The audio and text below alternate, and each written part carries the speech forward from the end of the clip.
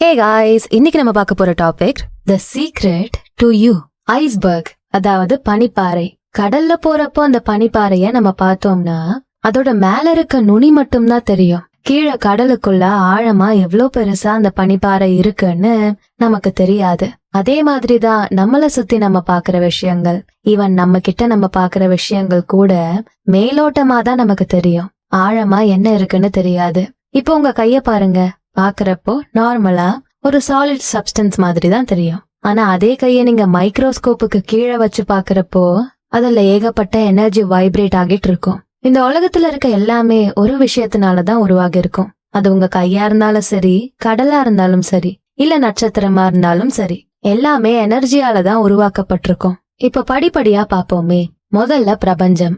அந்த பிரபஞ்சத்துக்குள்ள நம்ம கேலக்சி, அதுக்குள்ள நம்மளோட பூமி. அந்த பூமியில நாம வாழறோம். நம்ம உடம்புக்குள்ள உறுப்புகள் இருக்கும். அந்த உறுப்புகள் செல்ஸால உருவாக்கப்பட்டிருக்கும். அந்த செல்ஸ்க்குள்ள மாலிக்யூல்ஸா இருக்கும். அந்த மாலிக்யூல்ஸ் ஆட்டம்ஸால உருவாக்கப்பட்டிருக்கும்.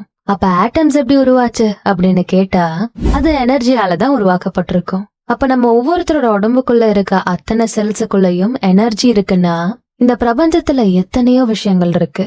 அதுக்குள்ள இருக்க எனர்ஜி எவ்வளவு ஜாஸ்தியா இருக்கும். சோ இந்த மொத்த பிரபஞ்சமுமே ஒரு எனர்ஜி தான். ஆத்தர் ராண்டா இந்த சீக்ரெட் பத்தி கண்டுபிடிச்சதும் அத சயின்ஸ் அண்ட் பிசிக்ஸ் எப்படி புரிஞ்சுக்கிட்டாங்கன்னு தெரிஞ்சுக்க விரும்புறாங்க. அப்ப அவங்க கண்டுபிடிச்சது ரொம்ப ஆச்சரியமானதா இருந்துச்சு. இந்த சீக்ரெட்டோட இணைஞ்சுதான் குவாண்டம் பிசிக்ஸும் புதிய அறிவியலும் செயல்பட்டிருக்கு. அதுவும் வரலாறுகள் முழுக்க இப்படிதான் இருந்திருக்கு. ஆத்தர் ராண்டா சயின்ஸ், பிசிக்ஸ் இதெல்லாம் ஸ்கூல் டைம்ல படிச்சதே இல்லையா. ஆனா குவாண்டம் பிசிக்ஸ் பத்தின காம்ப்ளெக்ஸ் புக்ஸ் எல்லாம் படிச்சப்போ அத அவங்க எளிமையா புரிஞ்சுக்கிட்டாங்க. என்ன காரணம்னா அவங்க ஆர்வத்தோட அதை புரிஞ்சுக்கணும்னு கத்துக்கிட்டாங்க. குவாண்டம் பிசிக்ஸ் படிச்சதுக்கு அப்புறம் தான் ஆத்தர் ராண்டா இந்த சீக்ரெட் பத்தி இன்னும் தெளிவா புரிஞ்சுக்கிட்டாங்க. இந்த பிரபஞ்சத்துல இருக்க ரொம்ப சக்தி வாய்ந்த டிரான்ஸ்மிஷன் டவர் பத்தி ஆத்தர் ராண்டா நமக்கு எக்ஸ்பிளைன் பண்றாங்க. பொதுவாவே எனர்ஜி ஒரு குறிப்பிட்ட ஃப்ரீக்வன்சி லெவல்ல வைப்ரேட் ஆகும். நீங்களும் ஒரு எனர்ஜி தான். சோ நீங்களும் ஒரு குறிப்பிட்ட ஃப்ரீக்வன்சில வைப்ரேட் ஆவீங்க. உங்களோட எண்ணங்களும் உங்களோட உணர்வுகளும் உங்க ஃப்ரீக்வன்சிய தீர்மானிக்கும். என்ன விஷயங்கள் எல்லாம் எனர்ஜியால உருவாக்கப்பட்டிருக்கோ அதெல்லாமே வைப்ரேட் ஆகும்.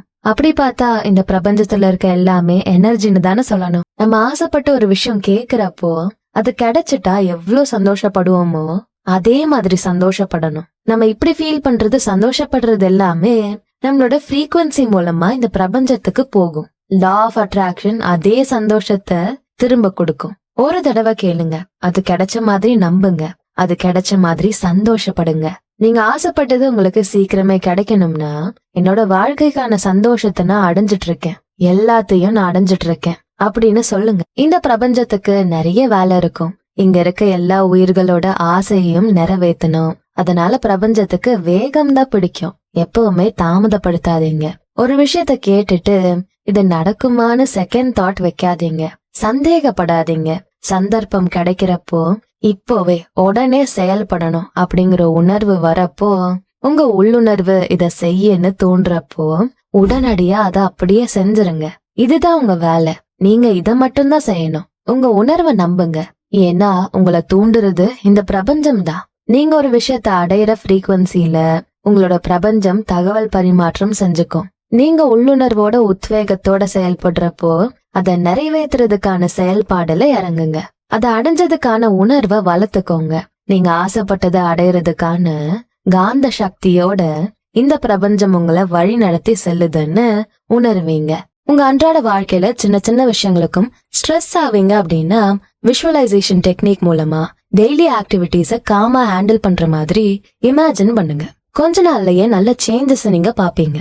மேனிஃபெஸ்டேஷன் நிறைவேறும் போது கான்பிடன்ஸ் வரும். எந்த ஒரு சூழ்நிலையா இருந்தாலும் தைரியமா ஃபேஸ் பண்ண முடியும் அப்படிங்கிற தன்னம்பிக்கை அது கொடுக்கும். இந்த மேனிஃபெஸ்டேஷனை ஒரே நாள்ல டெவலப் பண்ண முடியாது. மேனிஃபெஸ்டேஷனை நல்லா கத்துக்கவும், வாழ்க்கை முறைய மாற்றவும் டெடிகேஷன், பொறுமை, கன்சிஸ்டன்சி இதெல்லாம் ரொம்ப ரொம்ப முக்கியம். மேனிஃபெஸ்டேஷன் டெய்லி டாஸ்க் கிடையாது. மேனிஃபெஸ்டேஷனை வாழ்க்கை முறையாவே வாழணும். உங்களோட வேலையில நீங்க என்ன ஆசைப்படுறீங்களோ அதை இமேஜின் பண்ணிட்டு அதை ஏற்கனவே நடந்த மாதிரி ஃபீல் பண்ணணும். பிரபஞ்சம் தான் ஆசைப்பட்டதை கொண்டு வந்து சேர்க்கும்னு நம்பணும். பிடிச்ச ஒரு விஷயத்த, வேணுங்கிற ஒரு விஷயத்த பத்தி யோசிக்கிறப்போ நீங்க ஒரு குறிப்பிட்ட ஃப்ரீக்வன்சியை வெளிப்படுத்துவீங்க. அப்ப அது இந்த பிரபஞ்சத்துக்கு போகும். அங்க வைப்ரேட் ஆகி லா ஆஃப் அட்ராக்ஷன் மூலமா உங்களுக்கு திரும்ப கிடைச்சிரும். ஏன் நீங்க ஒரு சக்தி வாய்ந்த டிரான்ஸ்மிஷன் டவர்னா உங்ககிட்ட உங்க எண்ணங்கள் மூலமா ஃபோக்கஸ் பண்ற பவர் இருக்கு. அந்த எண்ணங்கள் வச்சே நீங்க எதை ஃபோக்கஸ் பண்றீங்களோ அதுக்கான வைப்ரேஷனை மாத்த முடியும். முடிவுல நீங்க எது ஆசைப்பட்டீங்களோ அது கிடைக்கும். சோ இதனாலதான் நீங்க சக்தி வாய்ந்த டிரான்ஸ்மிஷன் டவர் அப்படின்னு ஆத்தர் ராண்டா சொல்றாங்க. மனுஷங்க தங்களுக்குள்ளேயே மேக்னெட் வச்சிருக்காங்க. அதை வச்சுதான் இந்த உலகத்துல இருக்க எல்லாத்தையுமே ஈர்க்கிறாங்க. ஏன் அவங்களுக்குள்ள அந்த மேக்னடைசிங் எனர்ஜி இருக்கு அப்படின்னா, அவங்கள தவிர வேற யாராலையும் வெளியில இருந்து அவங்களுக்காக யோசிக்கவோ உணரவோ முடியாது. என்னோட உணர்வுகளை உங்களால உணர முடியாது.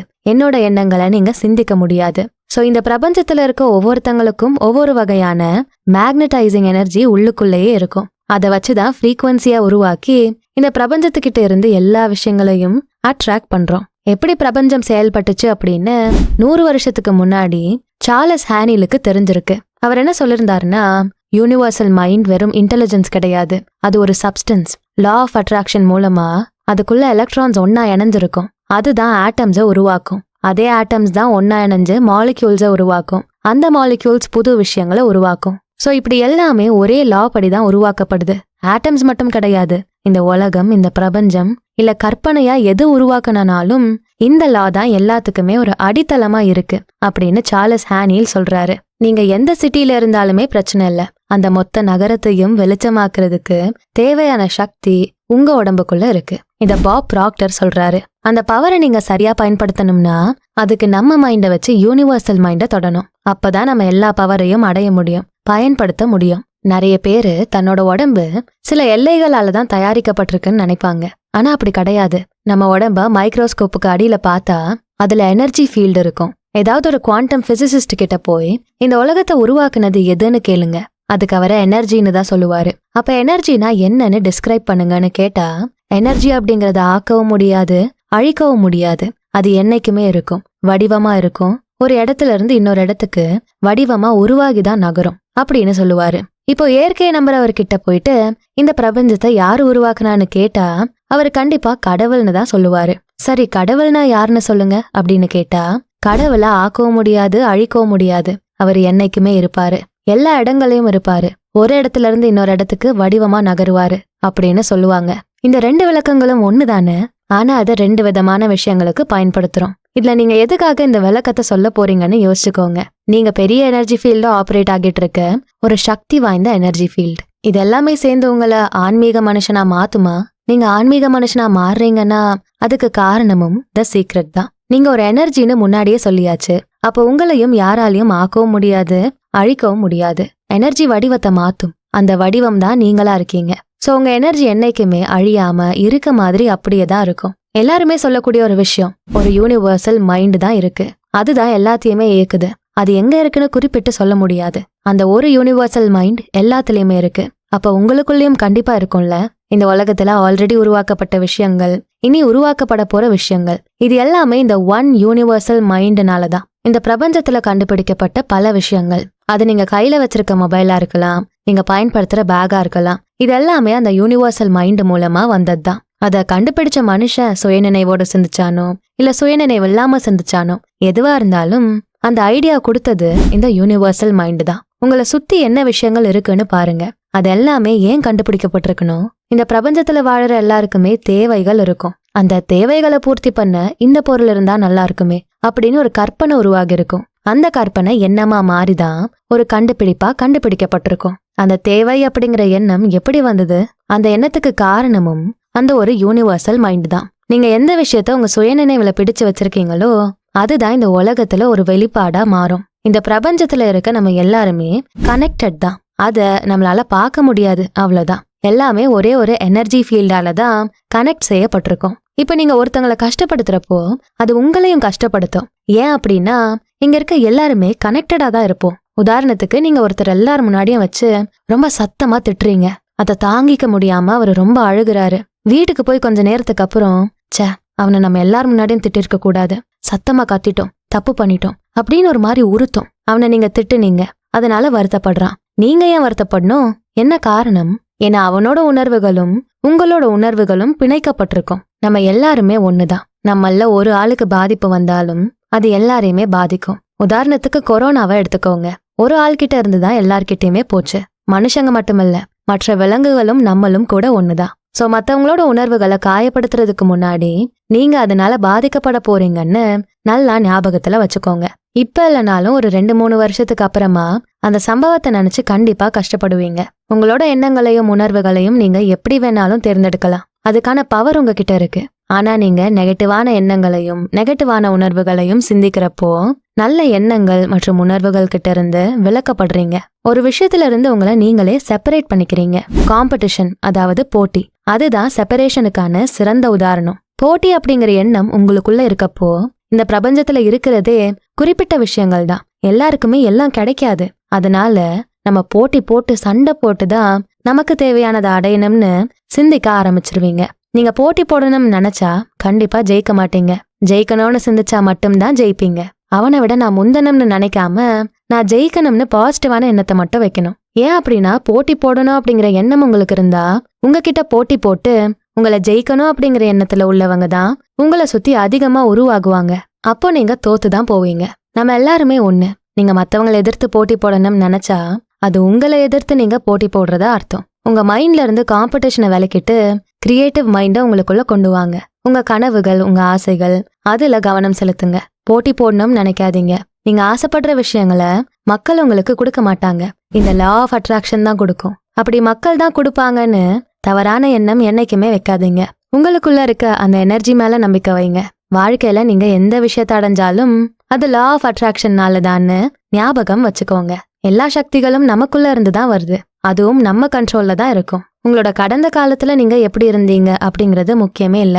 நிறைய பேரு நான் கடந்த காலத்துல இப்படி இருந்தேன், என்னோட அப்பா அம்மா குடிப்பாங்க, என்ன கொடுமைப்படுத்துவாங்க, அப்புறம் டிவோர்ஸ் பண்ணிக்கிட்டாங்க, நான் தனியாயிட்டேன், இப்படி எதை வேணாலும் நீங்க கடந்த காலத்துல ஃபேஸ் பண்ணிருக்கலாம். ஆனா உண்மையான கேள்வி என்னன்னா, நீங்க இப்ப என்ன பண்ண போறீங்க? இப்ப எதை தேர்ந்தெடுக்க போறீங்க? ஏன்னா நீங்க உங்களுக்கு எது வேணுமோ அதுல கவனம் செலுத்துறப்போ கண்டிப்பா தோத்து போக மாட்டீங்க. எந்த மனுஷன் தன்னோட மைண்ட தன்னோட இருட்டான கடந்த காலத்துல ஃபிக்ஸ் பண்ணிக்கிறானோ அவனுக்கு துரதிர்ஷ்டமும் ஏமாற்றமும் மட்டும் தான் கிடைக்கும். அவனுக்கே தெரியாம அவனோட எதிர்காலத்தையும் அவன் அதே மாதிரி மாத்திட்டு இருக்கான். கடந்த காலத்துக்கு போய் அங்க நீங்க பட்ட கஷ்டங்கள் மேல மட்டும் நீங்க கவனம் செலுத்தினா உங்களோட இந்த பிரசன்ட்டுக்கும் ஃபியூச்சருக்கும் கண்டிப்பா நீங்க கஷ்டத்தை கொடுக்கறீங்கன்னு அர்த்தம். எல்லாத்தையும் தூக்கி போட்டுட்டு இருக்கிறபடி வாழ்க்கைய வாழுங்க. நீங்க தான் உங்க வாழ்க்கையை உருவாக்க போறீங்க. அது நல்ல வழியில இருக்கணுமா கெட்ட வழியில இருக்கணுமான்னு நீங்க தான் முடிவு பண்ணணும். லீசா நிக்கோல்ஸ் என்ன சொல்றாங்கன்னா, நீங்க தான் உங்களோட டெஸ்டினியை டிசைன் பண்ண போறீங்க. நீங்க தான் ஆத்தர். நீங்க தான் கதையும் எழுத போறீங்க. உங்க கைதான் பேனா. உங்க கதைக்கான முடிவை நீங்க தான் எடுக்கணும் அப்படின்னு சொல்றாங்க. ஐ எம் நாட் அப்படிங்கிற நெகட்டிவ் வார்த்தையை சொல்லாம ஐ ஆம் அப்படிங்கிற பாசிட்டிவ் வார்த்தையை பயன்படுத்துங்க. எல்லா அஃபர்மேஷன்ஸ்லயும் இந்த ஐ எம் அஃபர்மேஷன்ஸ், அதாவது நான் அப்படிங்கிற உறுதிமொழி தான் ரொம்ப சக்தி வாய்ந்தது. நான் பணக்காரன், நான் திறமசாலி, இப்படி சொல்ற அந்த வார்த்தைகள், நான் அப்படின்னு நினைக்கிற எண்ணங்கள், இதுதான் சக்தி வாய்ந்ததா இருக்கும். நம்ம ஆசைப்படுறதையும் கொடுக்கும். அதே நேரத்துல நான் இதை பண்ண மாட்டேன், நான் பிச்சைக்காரன் ஆக மாட்டேன், இப்படியெல்லாம் நான் மாட்டேன் அப்படிங்கிற ஃப்ரீக்வன்சியை நீங்க வெளியேற்றும் போது லா ஆஃப் அட்ராக்ஷனும் அதே மாதிரி நெகட்டிவான விஷயங்களை தான் திரும்ப கொடுக்கும். என்னைக்குமே நம்ம எண்ணங்களை சிந்திக்கிறப்போ ஜாக்கிரதையா இருக்கணும். எல்லாமே நம்ம எண்ணங்களால தான் உருவாகுது. அந்த எண்ணங்கள் வெளிப்படுத்துற ஃப்ரீக்வன்சி மூலமா தான் நமக்கு வேண்டியதை நாம அட்ராக்ட் பண்றோம். அதனால எண்ணங்களை நம்ம கட்டுப்பாட்டுக்குள்ள வச்சுக்கணும். முக்கியமா சுயநினைவோட சிந்திக்கிற எண்ணங்கள்ல கட்டுப்பாடோட இருக்கணும். ஏன்னா அந்த சுயநினைவுல சிந்திக்கிற எண்ணங்கள் தான் நம்மளோட ஆழ் மனசுக்கு போய் நமக்கே தெரியாம பதிவாகிடும். நம்ம ஒருவேளை நெகட்டிவ் எண்ணங்களை யோசிச்சுட்டா அது நமக்கே தெரியாம ஆழ் மனசுக்குள்ள பதிஞ்சு ஃப்ரீக்வன்சியை வெளிப்படுத்தும். உங்க ஆசைகள் எல்லாம் நீங்க அடையணும்னா உங்களுக்கு என்ன வேணும் அப்படிங்கறத தெளிவா சிந்திக்கணும். நான் பணக்காரன் ஆகணும்னு மட்டும் யோசிக்காம எவ்வளோ பணம் வேணும், எந்த மாதிரி வாழ்க்கைய வாழணும், இதெல்லாமே சிந்திச்சாதான் நம்ம ஆசைகளை அடைய முடியும். அவ்வளவுதான். ஒரு சம்மரி மாதிரி பார்க்கலாம். நம்பர் 1, இந்த பிரபஞ்சத்துல இருக்க எல்லாமே எனர்ஜி தான். நீங்க ஒரு எனர்ஜி மேக்னெட். நீங்க என்ன ஆசைப்படுறீங்களோ அதை உங்க காந்த சக்தியை வச்சு நீங்க ஈர்த்துருவீங்க. நம்பர் 2, உங்களோட எனர்ஜியை ஆக்கவும் முடியாது, அழிக்கவும் முடியாது. அதோட வடிவத்தை மட்டும்தான் அது மாத்திக்கிட்டே இருக்கும். சோ உங்ககிட்ட இருக்க எனர்ஜியை வச்சு நீங்க என்ன வேணாலும் அடைய முடியும். நம்பர் 3, இந்த பிரபஞ்சமே எண்ணங்கள்னாலதான் உருவாகி இருக்கு.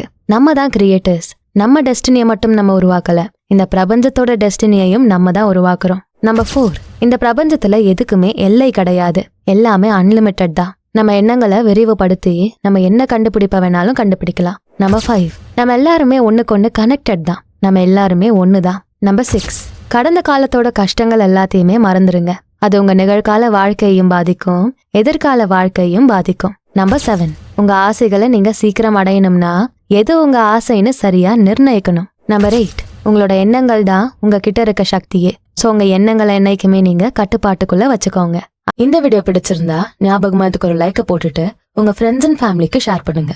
நம்ம சேனல்ஸ் பியாண்ட் ஆர்டினரி அப்புறம் பாடி அண்ட் சோல் தமிழ் ரெண்டுத்துக்கும் சப்ஸ்கிரைப் பண்ணிட்டு பெல் ஐகானை அழுத்துருங்க. நான் உங்களை அடுத்த வீடியோல பாக்குறேன். தேங்க்யூ.